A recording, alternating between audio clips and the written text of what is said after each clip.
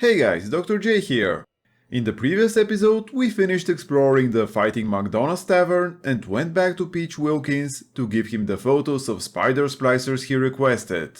Initially, it looked like he held his end of the bargain and allowed us to enter Fontaine Fisheries. However, it soon became apparent that it was all a trap. He tricked us into relinquishing our weapons and then attacked us with his buddies. He claimed he did this because we were working for Fontaine, which is obviously ridiculous. Clearly he's gone mad. Regardless, we managed to defeat him and can finally go and rescue Atlas's family.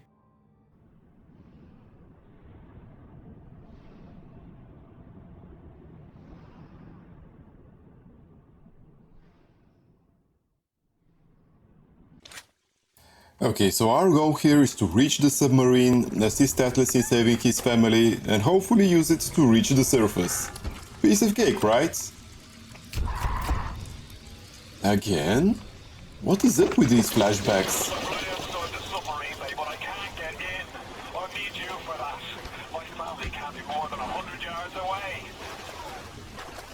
Okay, Atlas, don't worry. I'll find a way to get you to them.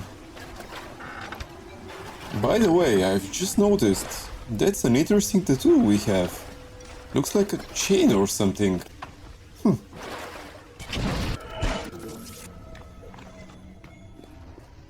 That's another sneakily placed turret. It's a bit of a pain to have to keep switching to the camera, but we mustn't forget to keep taking shots of all enemies that we haven't fully researched. Especially when it comes to machines, as there are a limited amount of them. And I'll just use the buyout option since it's so cheap. We really should try to quickly reach Atlas, but I just can't leave without checking for loot. And like I've said, there is no time limit for our actions. Lots of useless contraband. And an audio diary. We all come down here. Figured we'd all be part of Ryan's great chain. Turns out Ryan's chain is made of gold, and ours are the sort with the big iron ball around your ankle. He's up in Fort Frolic banging fashion models. We're down in this dump yanking guts out of fish. Fontaine's promising something better. He's like one of us, you know? Like he's worked a day in his life. He says meet him at his fish packing joint at 11. I'll go, bring a couple of guys. Hey, it's not like things could get a lot worse. Hit the switch up there in the control booth and let me in. I think it's time to shake hands and get acquainted. You've had your fun, but enough is enough. If you press that button, you'll learn what it means to truly be my enemy. Spare me your empty threats, Ryan. Me and Atlas, we are getting out of here. This must be the control booth. Let's enter it and press that switch. I'm a bit worried we haven't seen any splicers for a while. Seems to be working. This must be the sub with Atlas's family. And this is probably Atlas. You blow a fuse up there! Can't see a damn thing in that booth! Give me a tick and I'll get you out of there! Moira! Can you hear me in there, darling?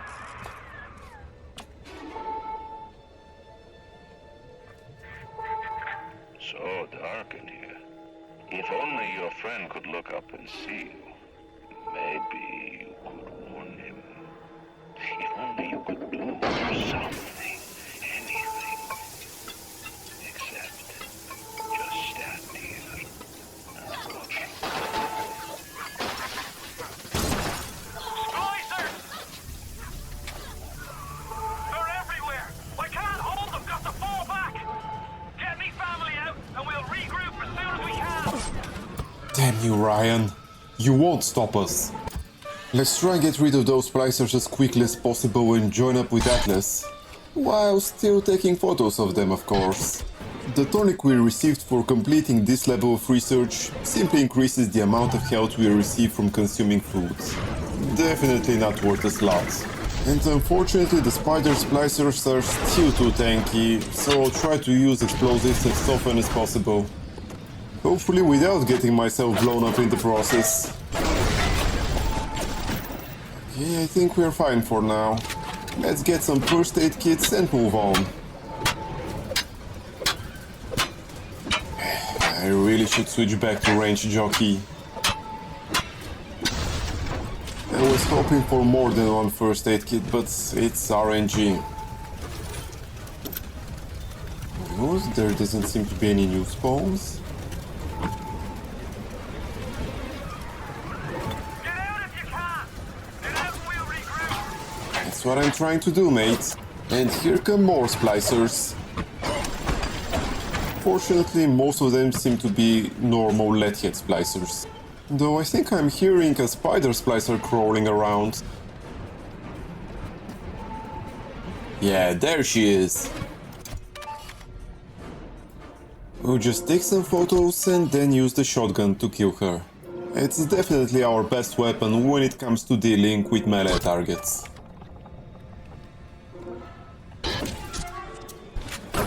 Thankfully she had less than half her health, so one shot was all it took. Now let's go back a bit and make sure we haven't missed any loot.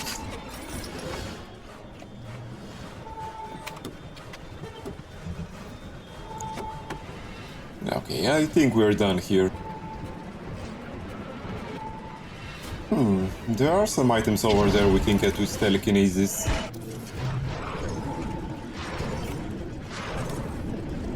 Oh, that was a waste of time. There's a locked door on the right. Nice, an audio diary. Spent the morning John with that crowd scientist. She's damaged goods, alright. Just like all those chumps they scraped out of them prison camps. But she's no crackpot. She's that'll have Ryan look like he's running a paper route. She just needs some supplies to get the ball rolling and a friend to watch her back. You ooze in like an assassin, and then you try to sneak out like a thief. You're no CIA spook. Who are you? Why have you come here? There's two ways to deal with a mystery. Uncover it, or eliminate it. Get out! Get out and get to Arcadia! Jesus Christ! Ryan, you sick bastard. Enough with your delusions. We're just trying to get out of here, and now you've killed Atlas's family. You pay for that. Damn. Let's go. Let's find a way to Arcadia, whatever that is. By the way, I think this was the first time we found an audio diary recorded by Frank Fontaine. The Irish pork pie offered me a deal. I flip him Fontaine and I walk out of here. That simple. How do I know that fat fuck isn't Fontaine's guy? How do I know they're not all Fontaine's guy? Fontaine's got Adam, and everybody wants it. Ryan's got a whole lot of talk and a nice suit. Even down here, any idiot can see which way the wind is blowing. Okay, let's see what this Arcadia place is.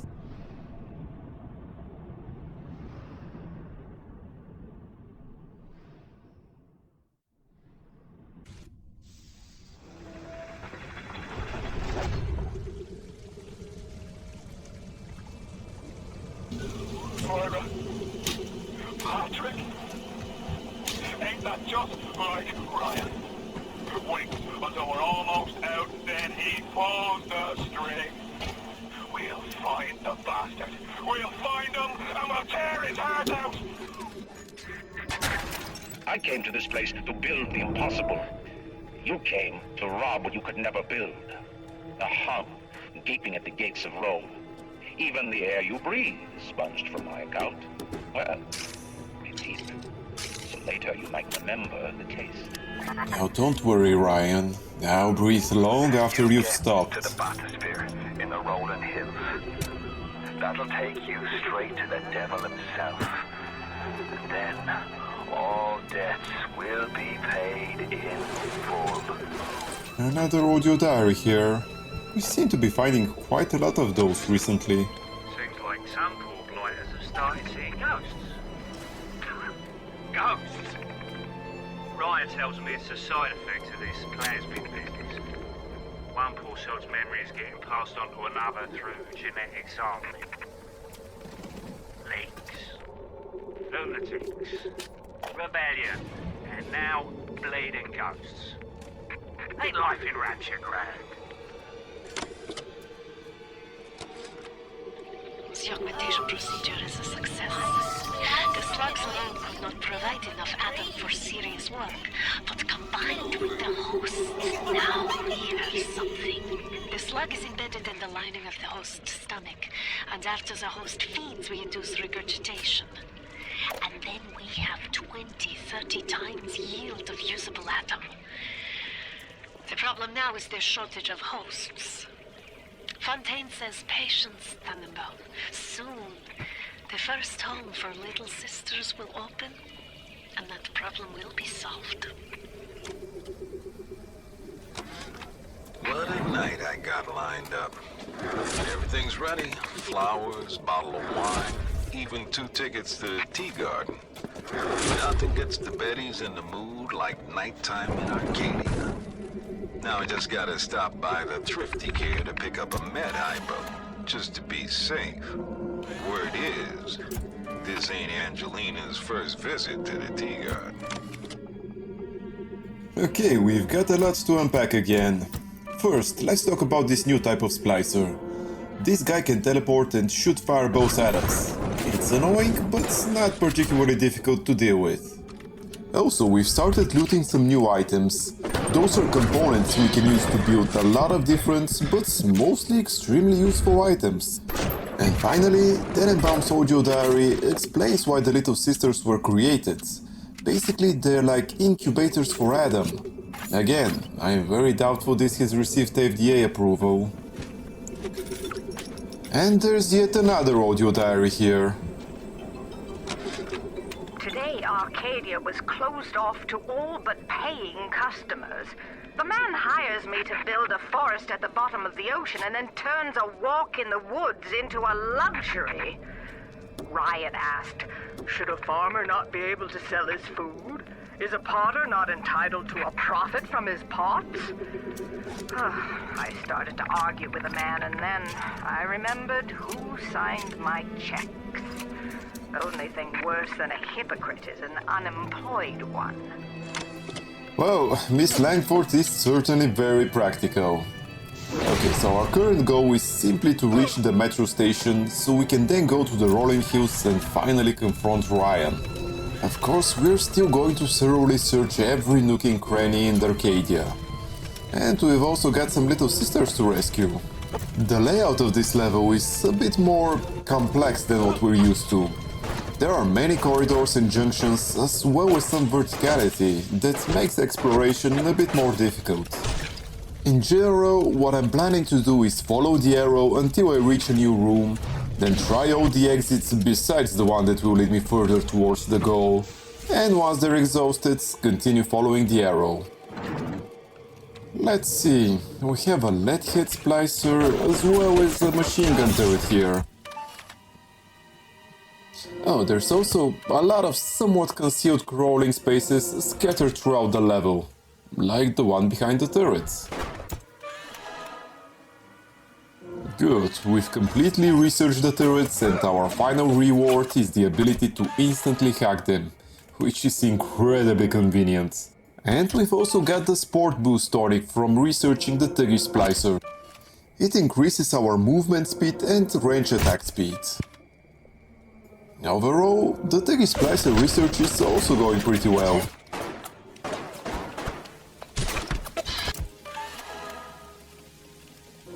Okay, very good. Another level of research completed. There are several ways we can go from this room, but let's first deal with any remaining splicers and then we'll start exploring.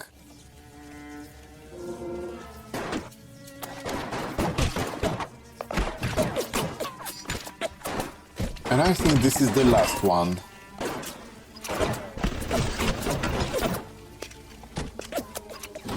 Right, so this leadhead splicer just tried to heal himself with the first aid station. Luckily, we were able to kill him before he managed to do it. If we'd hacked the station before that, he'd receive damage instead of healing. However, it's really not worth the time to hack them in my opinion, since, as you can see, this was the first time a splicer got close to using one. We've reached our wallet cap, so we might as well buy a first aid kit and some film. Now let's first try checking what's inside the room with the malfunctioning door.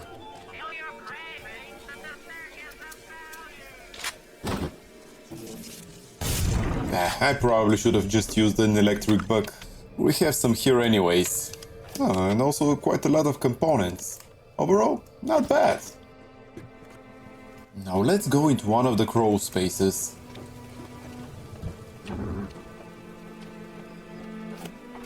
A safe and some ammo.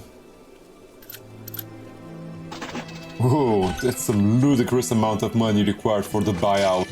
Thankfully, we got quite a few auto-hack tools. Okay, so the best way to deal with the electric wires is to simply get an object, preferably a big one, with telekinesis, and just swipe it through the wires. This will break them and clear your path.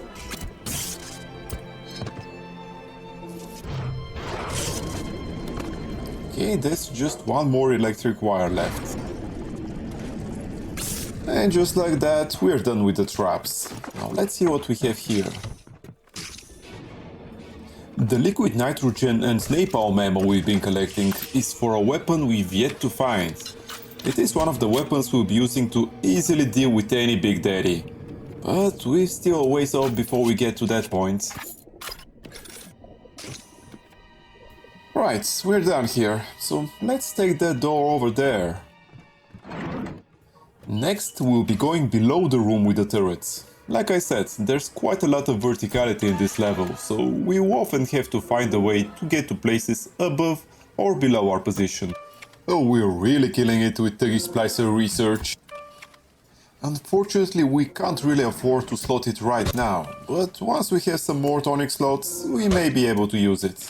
I don't know, we'll see when we get there. The issue is we'll need some hacking tools at some point, since the machines and safe will simply get too difficult to hack and too expensive to buy out. So we'll need some tonics to reduce their difficulty. We're nearing our wallet cap again. We've also been picking up quite a lot of components. We've basically reached the point where we no longer have to worry about resources. Okay, I think we're done with this room and can now continue towards the metro station.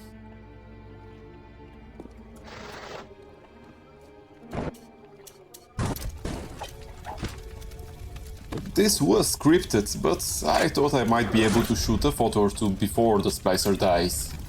Evidently I was wrong. The UN vent is the terminal we can use to create new items. They are mostly specialized ammo, but you can also craft the auto-hack tool here. And as any other machine, we can hack this as well, and get a discount on the components required to craft the items.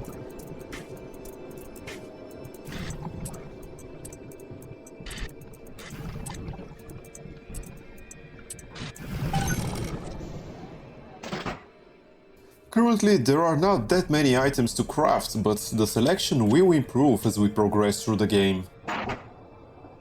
Okay, time to move on. There's an Eve hypo over there we can pick up with telekinesis. And now we're back to following the guiding arrow. Nice, we have a Gatherer's Garden here, as well as a little sister and her big daddy. We'll start off by taking some photos as usual. Every level of research of the Little Sisters will slightly increase our Eve capacity. It's nothing substantial, but it's a nice bonus. Unfortunately, there are no convenient explosives around, so I can't really deal with the Big Daddy in an efficient manner right now. Which is why I'll simply hypnotize him and use him to deal with the splicers. And one has appeared right on cue.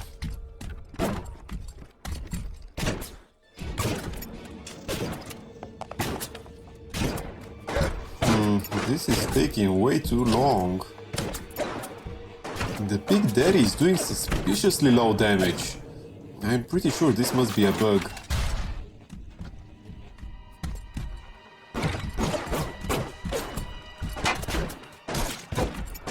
This is going to take a while.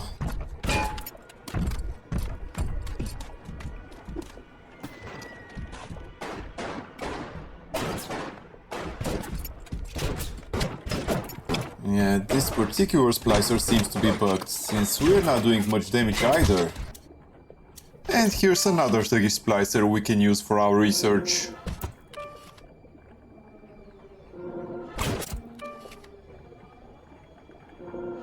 We probably need just a couple more before we finish the research category. And our Big Daddy still hasn't killed her. Jeez. Let's march the first aid station while we wait. This takes almost as long to destroy as that bugged splicer. Let's check upon the Big Daddy now. Oh, welcome back! Okay, let's check the Gatherer's Garden. We could probably buy a few slots. Okay, we might as well use the Sports Boost 2 tonic, at least for a while. It is actually pretty useful in this level since we'll be doing quite a lot of back and forth. I'll use the rest of my Adam to buy slots for the Static Discharge 2 and Range Jockey tonics. I really don't want to spend so much time destroying first aid stations. Oh, and by the way, we can buy the target dummy plasmids, which is actually incredibly useful. But the price of plasmids will go down the further we progress through the game, so it makes more sense to wait a bit. We don't have that much Adam. And we don't really need it for this level. We've got another machine to hack, and then we can explore the rest of the room. We've also picked up the heat-seeking RPG ammo for the grenade launcher. They are quite powerful and can be used to great effect against the Big Daddies. I've also picked up a couple of auto-hack tools since... why not? There has been tremendous pressure to regulate this plasmid business.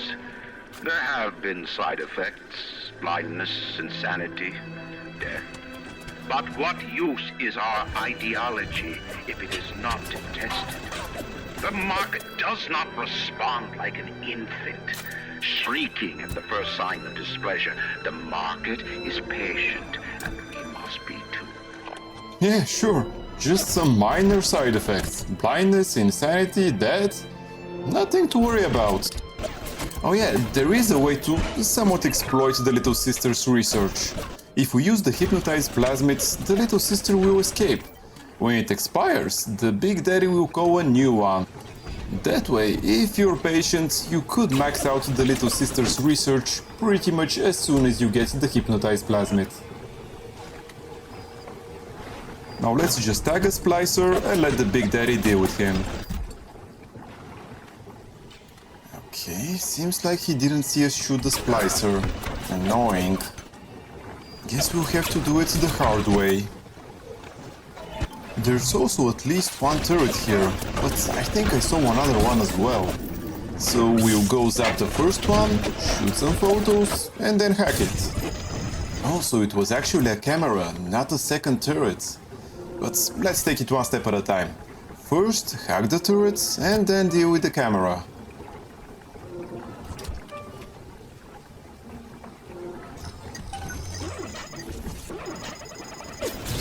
We almost didn't manage to zap it before tripping the alarm. We're good now though.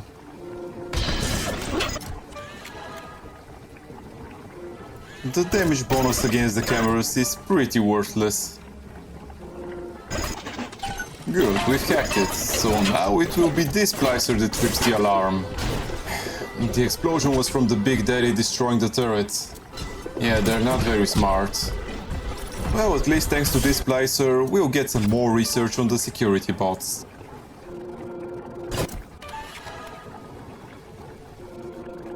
Okay, this is another damage bonus, so I think this means we still need 3 more levels until we complete this category.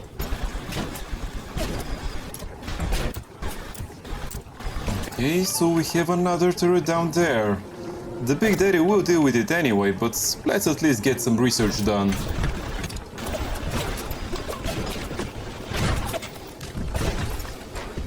Wait, what?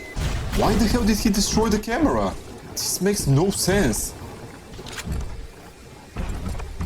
It's not like we needed it, but still. Seems like we've dealt with all the threats in this room, so let's start looting.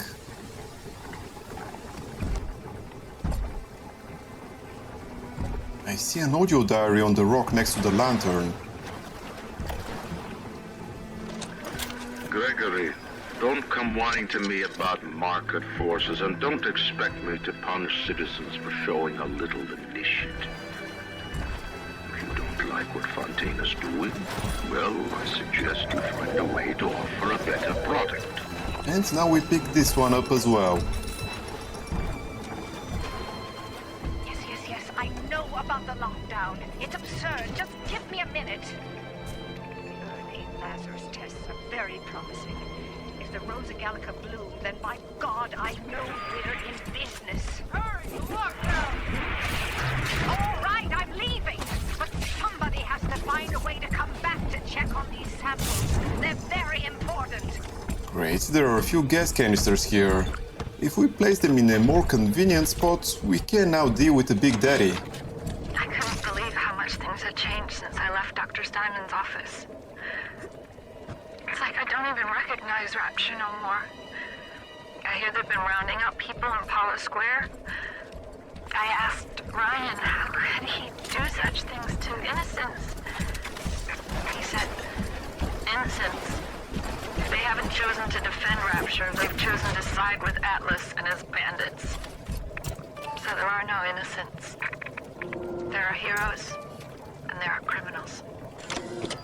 Wait, so Atlas was like a resistance leader or something?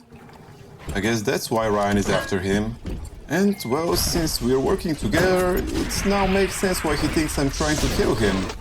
I guess Ryan may not be as mad as I thought. Okay, now that our Big Daddy has died, let's try moving the gas canisters and hope a new Big Daddy will spawn nearby, so we can rescue our first little sister in this level. And we've hit our wallet cap yet again. Moving the canisters will be a huge pain. With them clipping on the stairs, I'll have to always move backwards so I don't get catapulted in the void.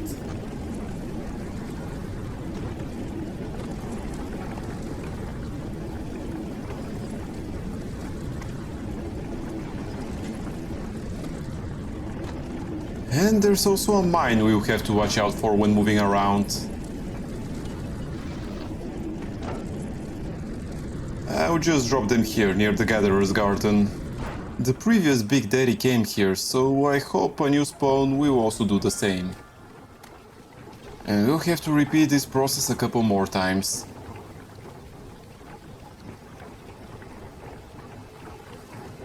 Okay, so in total we will have 3 gas canisters. Not enough to outright kill a Big Daddy, but if we use the grenade launcher, we should finish him off with relative ease.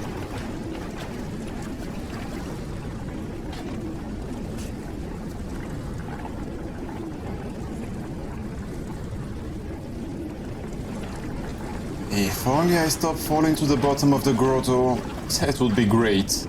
I get the feeling it will be more effort just bringing up the gas canisters compared to killing the Big Daddy.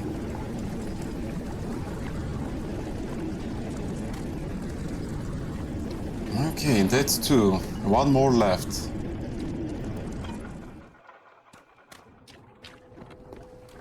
On the bright side, with this much time wasted, hopefully another Big Daddy will have spawned.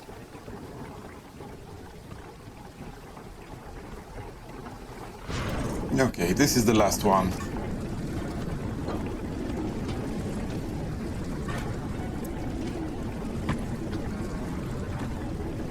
God damn it!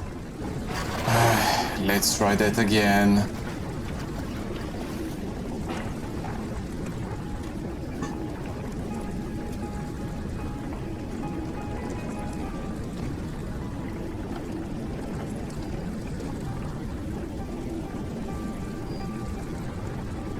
Oh wait, I'm sorry.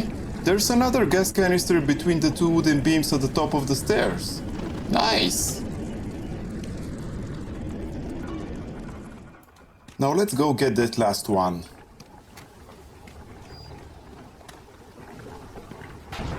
Bringing this one at least, we won't have to worry about falling down in the grotto.